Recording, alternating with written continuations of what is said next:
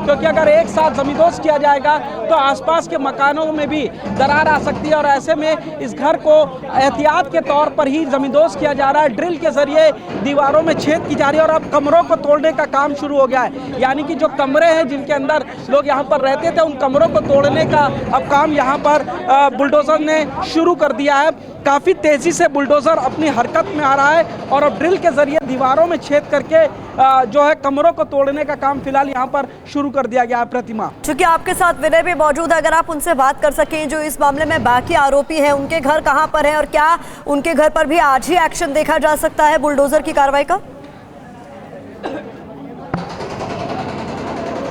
मेरे सहयोगी विनय मेरे साथ मौजूद है। विनय, ये बताइए कि जो और दूसरे आरोपी हैं उनके घरों पर कब बुलडोजर की कार्रवाई हो सकती है? कौन कौन वो आरोपी हैं जिनके घर को जमींदोज किया जा सकता है? देखिए, तकरीबन 1 दर्जन के करीब जो लोगों को चिन्हित किया गया है और ऐसे में जो चिन्हित किए गए जो लोग हैं उसमें बताए जा रहे हैं कि वो लोग हैं जो अतीक के बहुत करीबी हुआ करते हैं और ऐसे में इसी इलाके में ही रहने वाले वो लोग हैं, कहीं दूर के नहीं हैं। तो ऐसे में कहा जा सकता है कि इसी आसपास के इलाके के रहने वाले तकरीबन 1 दर्जन के करीब लोगों को चिन्हित कर दिया गया है। ऐसे में उनके यहाँ भी कार्रवाइयाँ बताई जा रही है कि लगभग तय मानी जा रही है। ऐसे में जो बाय नेम्ड किए गए हैं, मुस्लिम जो गुड्डू कहते नाम है, उनका भी बता रहे हैं कि यहीं अगल बगल कहीं घर है जहाँ पे वो संरक्षण लेकर यहाँ पर रहते थे, क्योंकि इन लोगों का सबसे महत्वपूर्ण जो कार्य होता है वो इस तरीके से करते थे।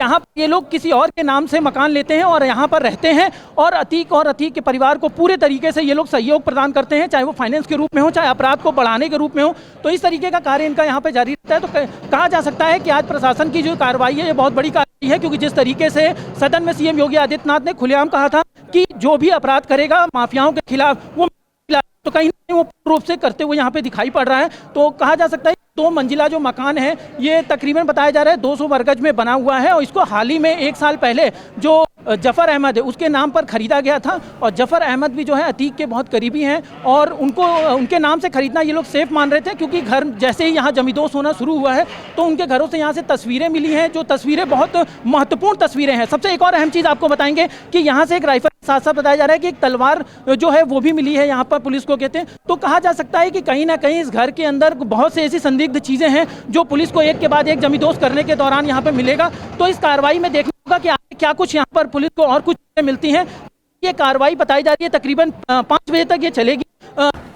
फिर लंबा मकान है, गहरान जो है इसकी काफ़ी ज़्यादा है, तो ऐसे में अगल बगल के मकान जो हैं वो भी सटे हुए हैं, उनको भी सुरक्षित रखना है। कहीं से कोई अगल बगल के जो मकान हैं वो भी कहीं ना कहीं क्षतिग्रस्त होने की संभावना है, क्योंकि बिजली जो है वो भी पूर्ण रूप से काट दी गई ताकि कोई भी तरीके की कोई हादसा ना हो। तो ऐसे में ये प्रशासन की कार्रवाई जो है लगातार यहाँ पर जारी है और जो अन्य जो आरोपी हैं जो बाय नेम्ड किए गए हैं उनका भी ठिकानों के बारे में पता लगाया जा रहा है कि हालांकि उनके ठिकाने कहाँ पर है, कहाँ रहते हैं और किन जगहों पर उन आसियानों को भी जमींदोज करने का कार्य जो है वो पीडीए करेगी। एक लिस्ट, जो सबसे अहम जानकारी है, जो एक लिस्ट जो है वो पीडीए के पास है, जो पीडीए ने जो लिस्ट तैयार की है प्रशासन के साथ बैठक करके मिलकर, वो उस लिस्ट में बताए जा रहे हैं कि वो मकानों को इन्होंने आइडेंटिफाई किए हैं जिन मकानों में ये जितने भी माफिया हैं जो बाय नेम्ड हैं, जो उनके सहयोगी हैं, वो लोग रहते थे इस क्षेत्र में। तो ऐसे में देखना होगा कि एक के बाद ये जो बुलडोजर चलने की कार्रवाई है और कितने माफियाओं के ऊपर होती है। तो ये बड़ा अपडेट है, हमारे सहयोगी हम तक पहुंचा रहे हैं कि आज शाम 5 बजे तक हो सकता है कि ये बुलडोजर की कार्रवाई जारी रह सकती है। अभी आप तस्वीरों में देख रहे हैं जहां कमरों को गिराने का काम बुलडोजर द्वारा किया जा रहा है। ये तस्वीरें आप देख रहे हैं उमेश पाल के गुनहगारों के घर को किस तरीके से ढाया जा रहा है। बुलडोजर का इस्तेमाल कर एक बड़ा मैसेज देने की कोशिश की जा रही है और हमारे सहयोगी जिस तरीके से जानकारी दे रहे हैं कि चूंकि यहाँ पर कई सारी हाई टेंशन तारे भी हैं, ऐसे में बिजली काट दी गई है इलाके की ताकि किसी तरीके की कोई परेशानी पेश ना आए इस कार्रवाई में। ऐसे में बिजली इस इलाके की काट दी गई है और जो प्रयागराज डेवलपमेंट अथॉरिटी है उसके पास बाकायदा एक पूरी लिस्ट है माफियाओं और उनके सहयोगियों की। ऐसे में हो सकता है आने वाले दिन में इस तरीके की कुछ और कार्रवाई भी हमें देखने को मिले। पुनीत का एक बार फिर हम रुख करेंगे। पुनीत, इस वक्त आप क्या कुछ देख पा रहे हैं, जरा बताएं।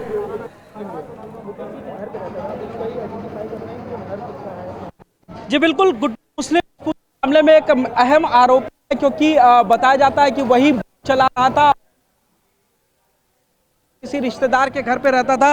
तो गुड्डू मुस्लिम के घर को भी आइडेंटिफाई पुलिस कर रही है और तमाम जो कागजात हैं, पेपर हैं, उनकी भी तस्दीक पुलिस कर रही है। और इसके बाद उम्मीद की जा रही है कि गुड्डू मुस्लिम के घर को भी जो है जमींदोज करने की तैयारी होगी। लेकिन फिलहाल 4 जो बुलडोज़र आए हैं उनमें से पहले बुलडोज़र का इस्तेमाल जफ़र अहमद के घर को ही जमींदोज करने के लिए किया जा रहा है। काफ़ी सकरी गली है और इसके बाद इस पूरे जमींदोज की प्रक्रिया में कई घंटे का वक्त लगेगा। देखने वाली बात है कि क्या आज ही किसी दूसरे आरोपी का भी घर जमींदोज करते हैं या फिर उसके लिए थोड़ा और समय का इंतजार करेगा। लेकिन फिलहाल जफ़र अहमद के घर को धीरे धीरे जमींदोज करने की तैयारी कर रहे हैं। पहले जो है दरवाज़ा गिराया गया, फिर बाउंड्री वॉल गिराई गई, फिर पेड़ गिराया गया और अब जो बाहर की तरफ एक कमरा बना हुआ है उसको ड्रिल के जरिए गिराने की लगातार तैयारी चल रही है।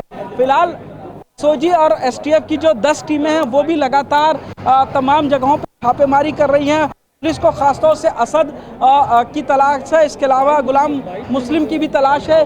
जो इन लोगों ने शूट आउट किया था, जो गोलियां चलाई थी, उनको तलाशने के लिए एसटीएफ एक तरफ कार्रवाई कर रही है तो दूसरी तरफ यहाँ पीडीए की जो टीम है वो भी अपनी कार्रवाई में जुटी है। और इसीलिए जो गुलाम अहमद है उसके घर को फिलहाल यहाँ पर गिराया जा रहा है। जफ़र अहमद काफ़ी करीबी बताया जा रहा है उनका।